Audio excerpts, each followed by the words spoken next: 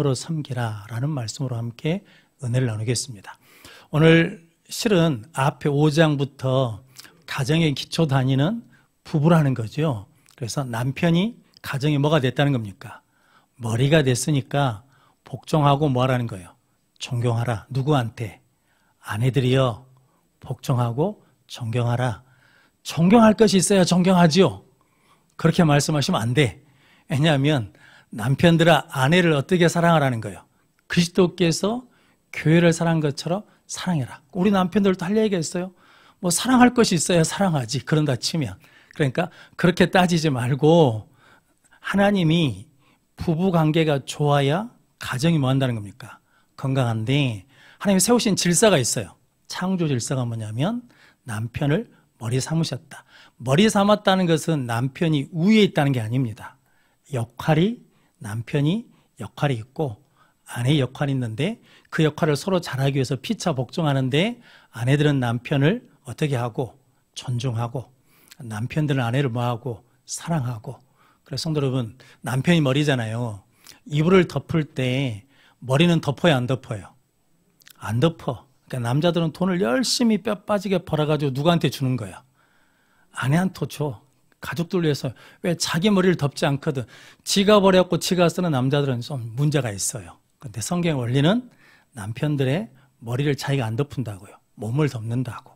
그 원리거든요. 그런데 오늘은 이제 6장 1절부터 9절까지는 부모와 자녀 관계, 그리고 그러니까 자녀가 부모를 공경해야 되고 부모는 자녀에게 노엽게 하지 말고 주의 교훈과 훈계로 양육해야 되고, 그 종은 상전에게 성실한 마음으로 죽게 하듯 하고, 그리고 상전은 종에게 그리스도께서 하듯이 하라라는 것이 이게 결론이거든요. 근데 이제 제가 이 말씀을 요약해서 말씀드리자면 이겁니다. 그 독일 나치 사람들이 유대인 600만을 죽였거든요. 근데 사람이 사람을 죽인다는 게 쉽지 않잖아요. 그러니까 독일 지도부에 있는 사람들이 이제 심리적으로 나치 독일 군들의 마음을 바꿔놓는 겁니다. 그래서 유대인들을 사람으로 보지 않게 한다는 거거든요. 그래서 한 것이 몇 가지 있답니다. 그러니까 수용소에 10,000명 있는데 화장실을 몇 개나 만들어야 될까요? 10,000명이 한 번에 수용돼 있어요. 그럼 화장실이 몇 개나 필요하겠습니까? 적어도 한 1,000개는 있어야 되겠죠. 왜냐하면 한 화장실에 10명씩 쓴다 해도. 근데 몇 개밖에 안 만들어 놓으면 50개밖에 안 만들어 놓는답니다. 그럼 무지하게 적은 거죠. 그러면 사람들이 나갈 수가 없잖아요. 그러니까 그 수용소 안에 뭐 하냐면 대소변을 봐요. 그럼 대소변이 쌓여. 그런데 숙소에서도 대소변이 쌓이게 된다는 거거든요. 왜냐하면 화장실이 없으니까. 그럼 그것을 보고 있는 나치 군인들이 저것들은 사람이 아니라 뭐라고 생각되냐면 짐승으로 보이는 거예요. 그러니까 죽인다는 거거든요. 그러니까 인간의 존엄성을 느끼지 못하도록 만들어버린다는 거죠. 그래가지고 죽이는데 전혀 양심의 가르침이 없어요. 근데 성도 여러분, 만약에 사람이 사람을 죽인다 그러면 그게 얼마나 양심의 가책이 되겠어요. 그런데 인간의 존엄성을 전혀 느끼지 못하도록 화장실을 적게 만들어 놓은대요. 그러면 이게 사람이 대소변을 봐야 되니까 그게 쌓인단 말이죠. 그러면 꼭 우리에 있는 돼지처럼 보이게 된다. 그런 일을 계속 한다는 거거든요. 그리고 커피 한 잔을 준답니다.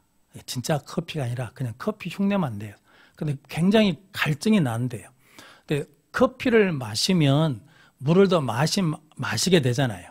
근데 커피를 한 컵밖에 안 준다는 거거든요. 근데 그 목마른 갈증난 상태에서 커피 한 컵을 그냥 탁 먹어버리는 사람이 있고 반만 먹는 사람이 있대요.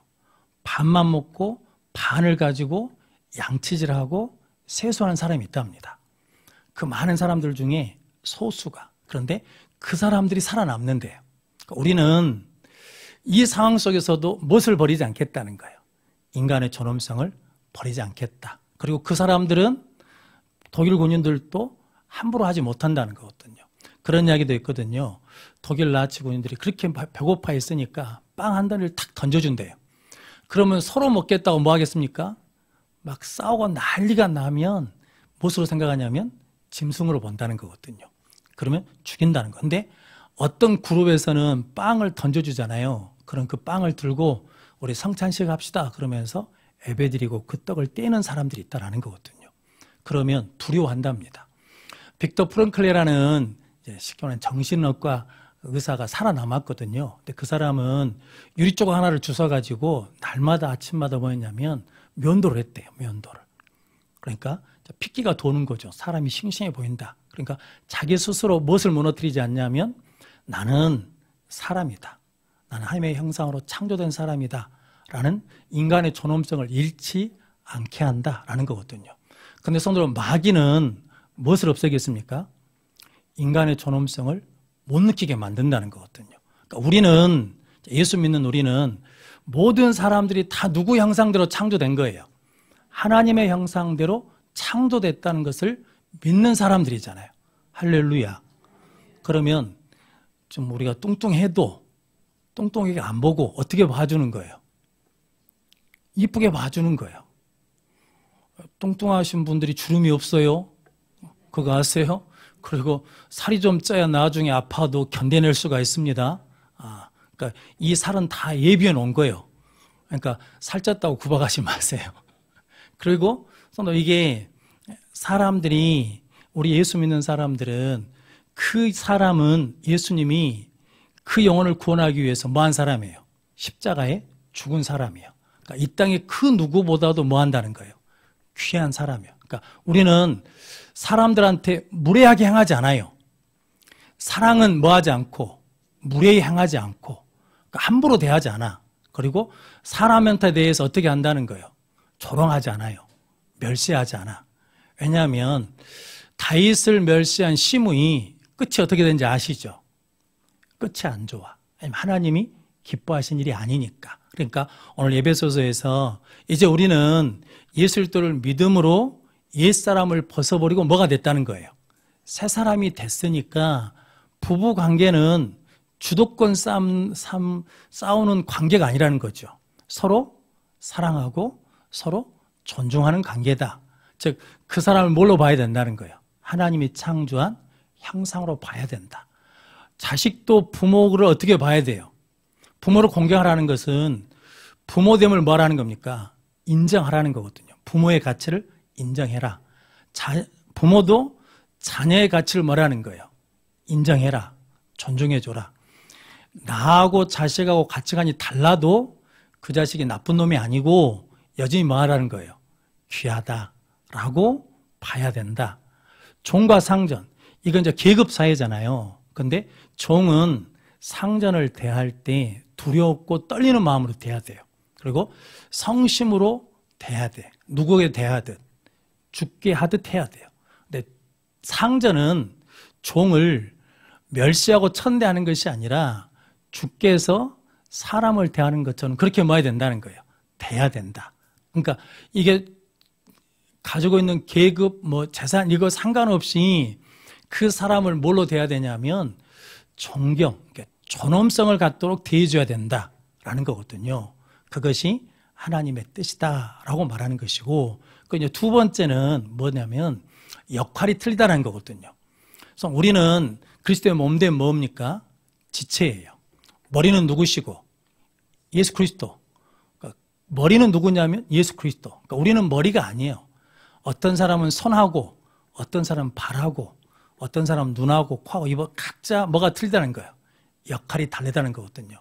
2002년 히든크 감독이 우리나라 월드컵하고 4강에 진출했는데, 히든크 감독이 우리나라 국가대표를 맡아가지고 얼마 있다가 국가대표 선수들한테 쓰지 말라고 하는 말이 있답니다. 절대로 이 말을 쓰지 마라. 뭐냐면 형이라고 부르지 마라. 선배라고 부르지 마라. 왜냐 보니까 이게 동양 사상이 이게 위계의 질서가 있잖아요. 그러니까 이게 계속 이 사람들은 초등학교, 중학교 때부터 축구해온 사람들이니까 다 선후배 관계잖아요. 그러니까 형, 선배님 이렇게 부르면 운동 경기를 할 때 각자 역할을 하는 게 아니라 누구한테 다 줘야 돼요, 공을. 형한테 줘야 돼. 동생한테 주는 게 아니라 형한테 줘. 그러니까 이게 보고 있으니까 히딩크 감독이 이게 형, 선배라고 부르니까 이게 역할 분담을 제대로 못하는구나. 그래서 계속해서 뭐라고 했냐면 형이라고 부르지 마. 선배라고 부르지 마. 그러면서 이름을 부르라겠다는 거거든요. 처음에는 엄청 불편하겠죠. 왜냐하면 후배가 선배한테 선홍아 이렇게 불러야 돼. 싸가지 없는 이천수는 잘 불렀대요. 그런데 다른 사람들은 그것을 부르기가 굉장히 불편했다는 거거든요. 그런데 선배들은 그 말을 들으면 기분이 좋아요, 나빠요? 나쁘죠. 왜냐하면 까마득한 후배가 명보야 이렇게 부른단 말이죠. 그러면 기분이 팍 상하거든요. 근데 그 관계를 못 뛰어넘으면 이게 축구라는 게 역할을 그러니까 각자 역할을 잘 감당해야 되는데 그러면 강팀이 못 된다는 거거든요. 그러니까 계속 향이라 부르지 말고 이름 불러라. 그래가지고 2002년 기억나시죠? 4강에 올랐다는 거거든요. 그래서 강팀이 됐다. 그런데 교회도 실은 목사, 장로 이렇게 부른 것이 얼마 안 됩니다. 초대교회는 뭐라고 불렀어요? 형제님, 자매님 이렇게 불렀거든. 그러니까 이게 뭐가 없는 거예요. 직분이 신분 계급을 지위 고하를 나타내는 것이 아니라 직분이 뭐라는 겁니까? 역할이라는 거예요. 역할. 근데 우리는 안 그러죠. 교회에서 제일 누가 높아요? 목사. 그 다음에 누가 높아요? 장로. 그 다음에 누가 높아요? 안수집사예요? 권사예요? 그리고 이게 말이 많아.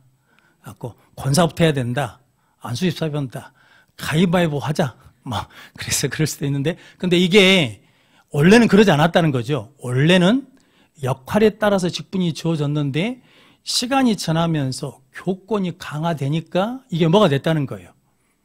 지위가 돼버렸어요. 지위. 고가. 이게 돼버렸다는 거거든요. 그런데 우리가 다 아시죠. 옛날 어르신들, 우리 어렸을 때, 그러니까 우리 태어나기 전에는 교회에서 뭐라고 불렀냐면 형제님, 자매님 이렇게 불렀다고요.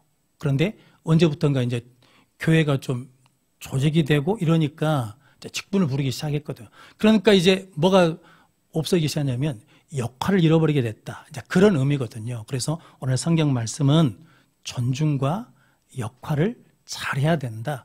그러기 위해서는 어떤 마음으로 하라는 겁니까?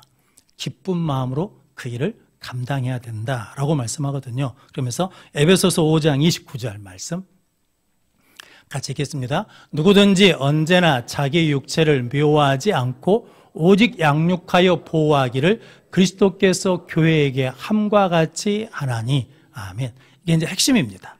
자, 앞에 장에서 읽은 에베소서 5장 29절. 누구든지 언제나 자기 육체를 뭐하지 않고 미워하지 않고 오직 양육하여 보호하기를 그리스도께서 교회에게 함과 같이 하리나니 라고 말씀하거든요. 자기를 미워하지 않는 사람이 다른 사람을 미워하지 않습니다. 안 그럴 것 같죠? 자기가 강한 사람이 다른 사람을 미워할 것 같지 않습니까? 근데 그러지 않습니다.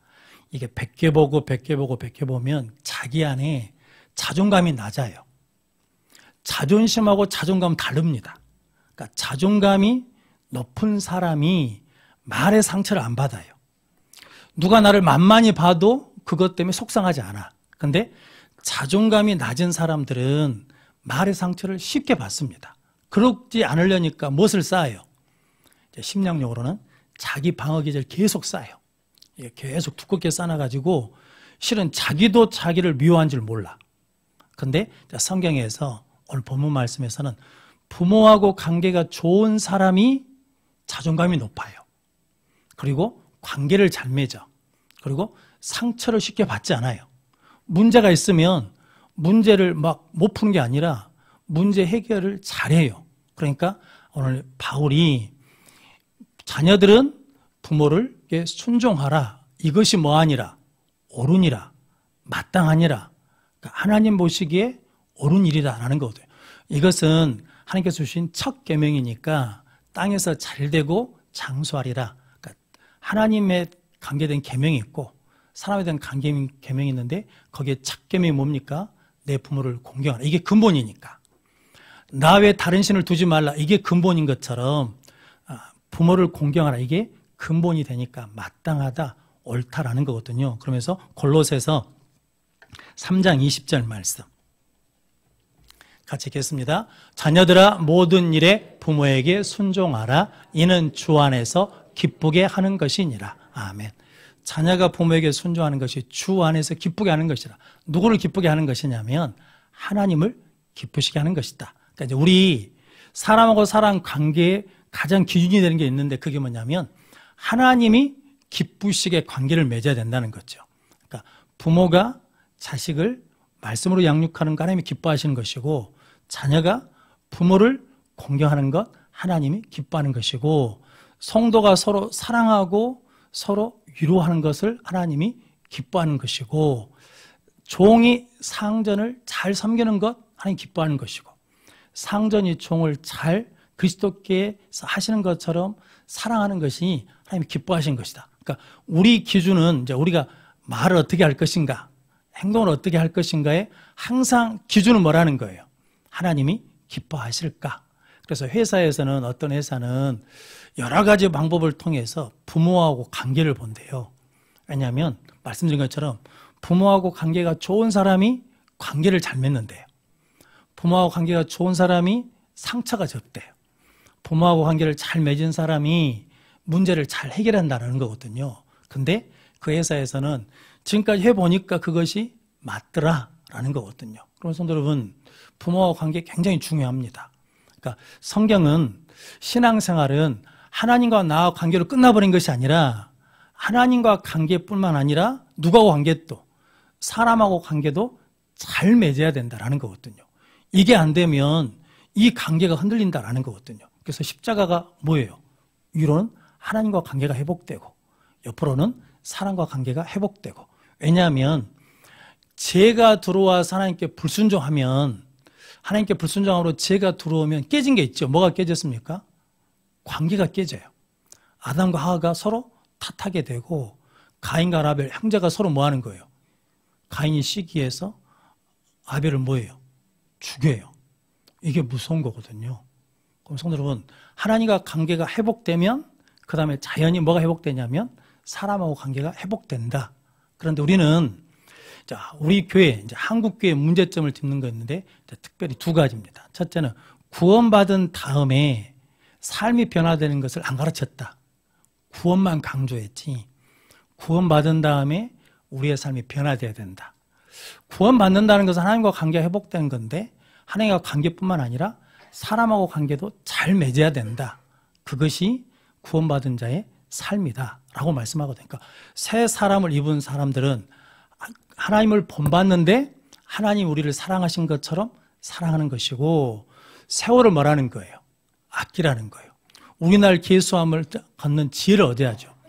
우리 일평생 죽도록 여기서 천년 만년 사는 게 아니잖아요. 오래 살아봐야 몇 년이에요? 100년. 재수 없으면 120년이라며 요즘 어르신들이. 그러니까 이게 오래 사는 게 꼭 복이 아니에요. 그러니까 때가 되면 뭐 해야 돼? 가는 것이 복이에요.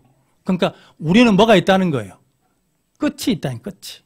끝에 가면 다 후회한다는 거거든요.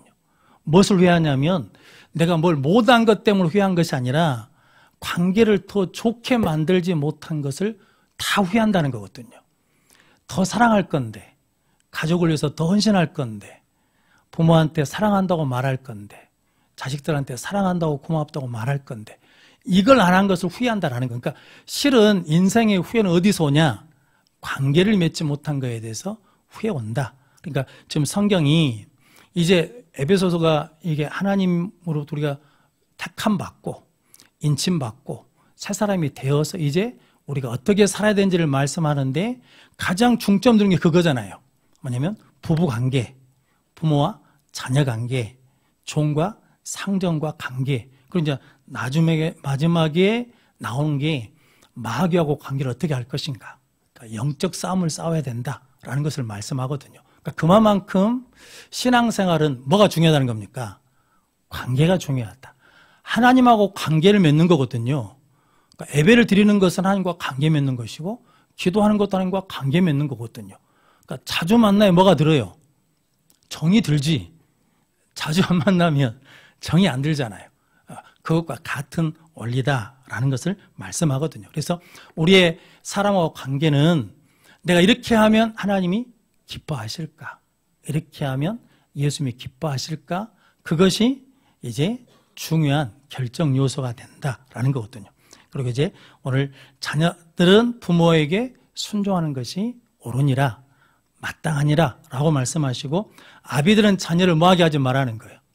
노엽게 하지 말고 주의 교훈과 훈계로 양육해라. 말씀대로 살게 하라라는 거거든요. 그러면 우리가 어떻게 살아야 돼요? 우리가 말씀대로 살아야 돼. 자녀들이 가장 혼란스러운 것은 교회에서는 목사예요. 근데 집에 오면 목사가 아니에요. 우리 딸들이 얼마나 힘들겠습니까? 그럼 이제 가치관에 혼란이 생기는 거예요. 왜냐하면 우리 아버지가 말은 목사답게 말을 하는데 사는 것은 목사답지 않게 살아요.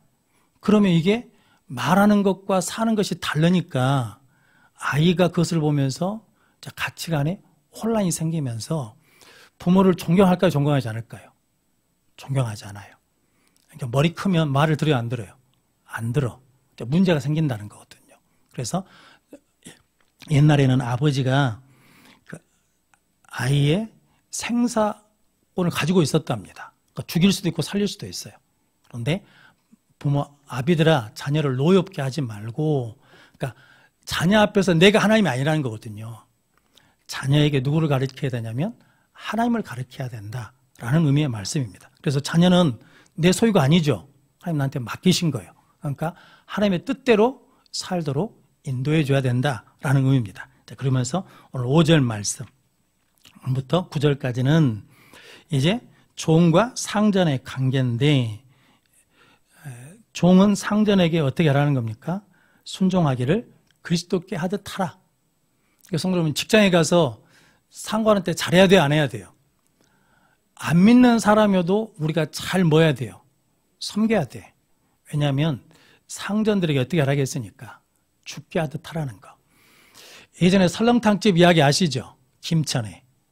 그 설렁탕집 주인이 가게를 차리면서 그렇게 차렸다면서요.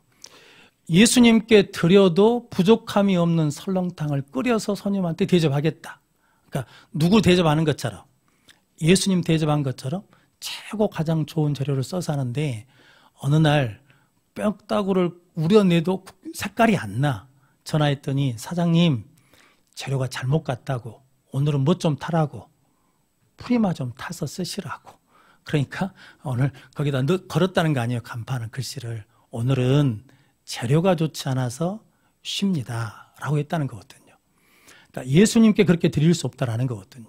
이게 상당히 중요한 이야기죠.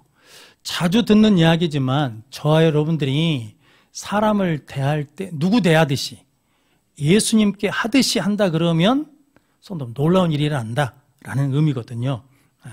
그래서 옛날 금산교회 이야기 아시죠? 종이 이자기거든요. 마부예요. 그 집 아들이 조독삼인데 같이 교회를 다니게 됐네요. 장로 투표를 하는데 누가 됐냐면 양반집 아들인 조독삼이 떨어지고 종인 이자기 됐어요. 그러니까 교회가 어떻게 했습니까? 수근수근했어. 근데 조독삼이 나와서 그랬다는 거 아니에요. 잘 선택했다고. 이자기가 나보다 더 신앙심이 깊고 좋은 사람이라고. 저도 잘 섬기겠다고. 근데 집에 가면 누구예요? 내 종이에요. 교회 오면 누구예요? 장로요. 근데 그걸 잘 섬겼다. 나중에 조독삼 장로가 됐습니다. 근데 그분이 이자익 장로가 신학교를 보내서 목사를 만들었거든요. 그리고 자기 교회 청빙을 했습니다. 그래서 총회장을 2번이나 하도록 섬겼다는 거거든요. 이게 한국교회 굉장히 유명한 이야기잖아요. 그러니까 그 당시에는 뭐가 없었다는 거예요. 종이냐? 양반이냐? 이게 교회 안에서 없었다는 거거든요. 이게 뭐냐면 오늘 에베소서 6장에 있는 일들이 그대로 모였다는 거예요. 이루어졌다는 거거든요. 이게 교회거든요. 저 여러분들이 이제 이 시대에 교회가 다시 살아날 수 있는 길은 이것을 뭐 하는 거? 회복하는 길밖에 없다라는 거거든요. 그래서 우리의 행동 원칙은 그리스도께 하듯이 그리스도께서 하신 것처럼 하면 된다라는 것이 이제 바울의 고백이거든요. 왜냐하면 그 이유가 있습니다. 에베소서 6장 8절 말씀 같이 읽겠습니다. 이는 각 사람이 무슨 선을 행하든지 종이나 자유인이나 주께로부터 그대로 받을 줄을 알미라. 아멘. 이는 각 사람이 무슨 선한 일을 행하든지 주께로부터 그대로 받을 줄을 압니다. 그러니까 내가 행한 대로 받아요. 내가 하나님이 기뻐하시는 일을 하면 하나님께서 나에게 상을 주셔요. 하나님이 기뻐하지 않는 일을 행하시면 뭐 하시냐면 심판을 하셔요.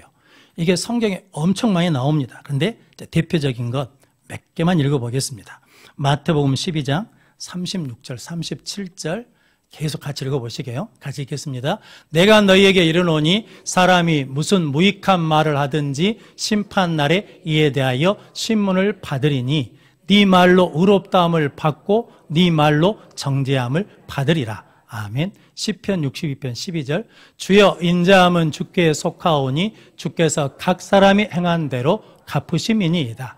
에스겔서 18장 30절 주 여호와의 말씀이니라 이스라엘 족속아 내가 너희 각 사람이 행한 대로 심판할지라. 너희는 돌이켜 회개하고 모든 죄에서 떠날지어다. 그리한즉 그것이 너희에게 죄악의 걸림돌이 되지 아니하리라. 아멘. 로마서 2장 6절로 8절 같이 읽겠습니다.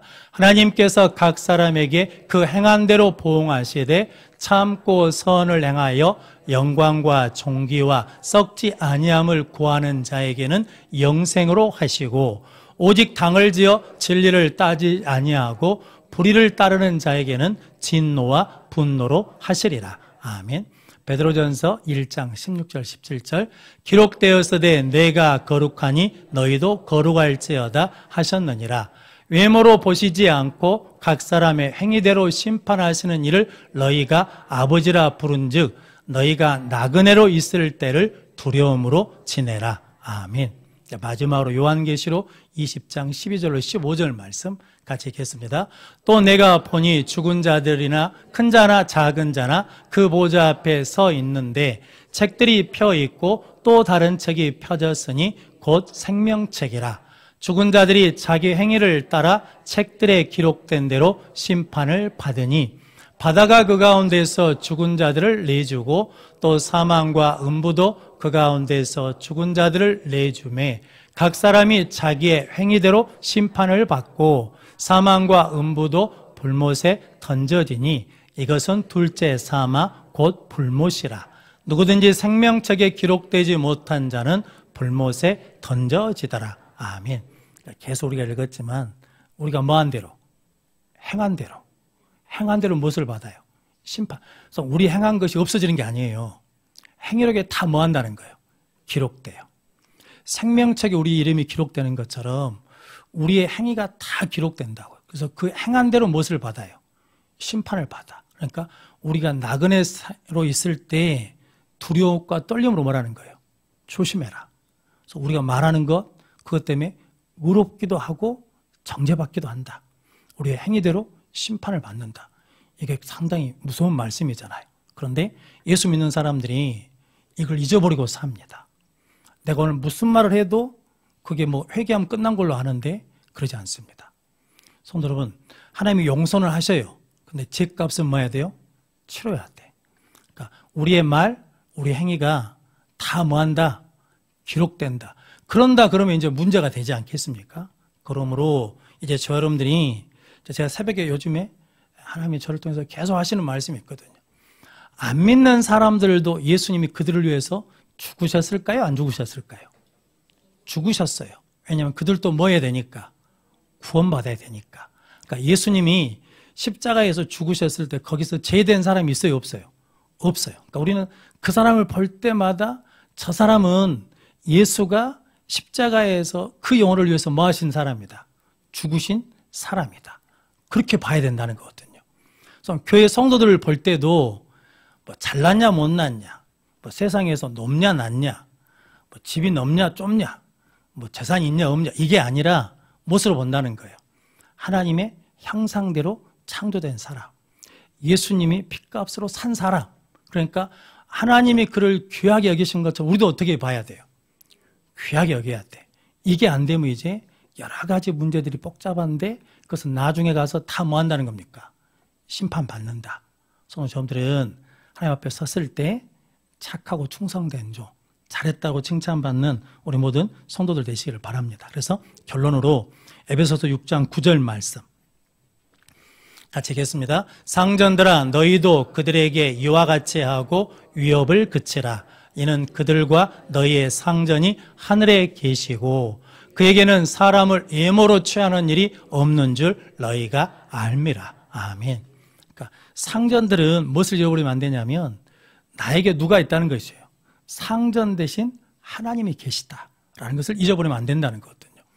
다니엘서에 느부갓네살 왕이 짐승처럼 떨어진 때가 있거든요. 그게 뭐냐면 자기가 이 큰 바벨론을 내가 세웠다.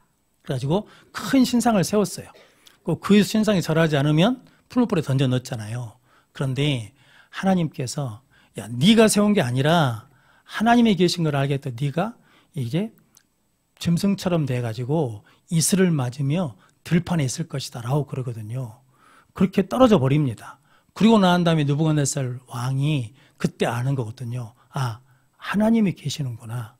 그래서 그것을 해몽해 준 사람이 다니엘이거든요. 그래서 우리도 마찬가지거든요. 내 위에 항상 누가 계세요? 하나님이 계시는 걸 잊어버리면 안 돼요.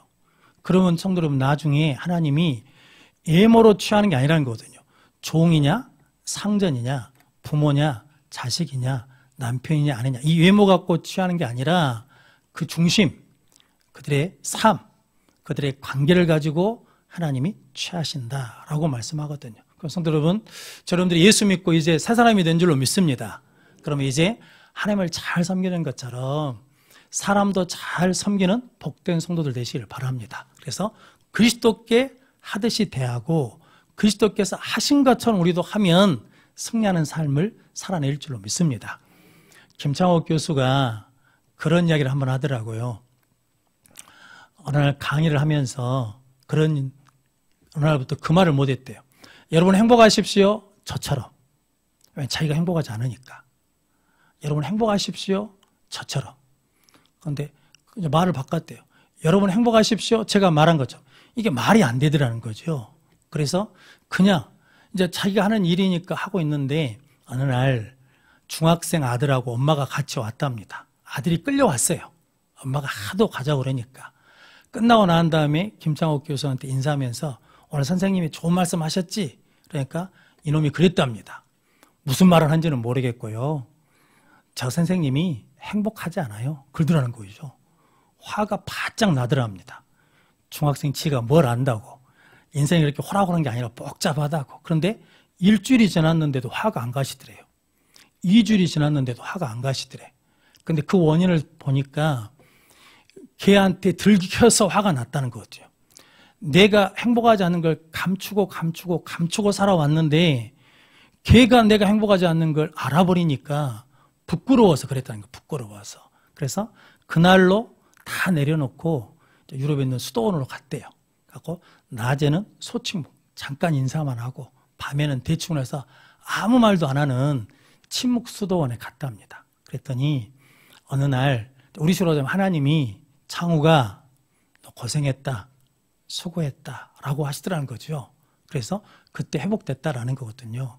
우리도 똑같다고 저는 생각합니다. 여러분 예수 믿고 저처럼 행복하십시오 이렇게 말하실 수 있습니까? 말하실 수 있냐고. 그래서 내가 행복하지 않으면 절대로 그렇게 말할 수 없습니다. 내가 기쁨이 없으면 사람을 기쁨으로 대할 수가 없어요. 우리 아시잖아요. 우리끼리니까 솔직하게 뭐냐면 내 안에 기쁨이 없으면 절대로 기쁨으로 찬양 못합니다.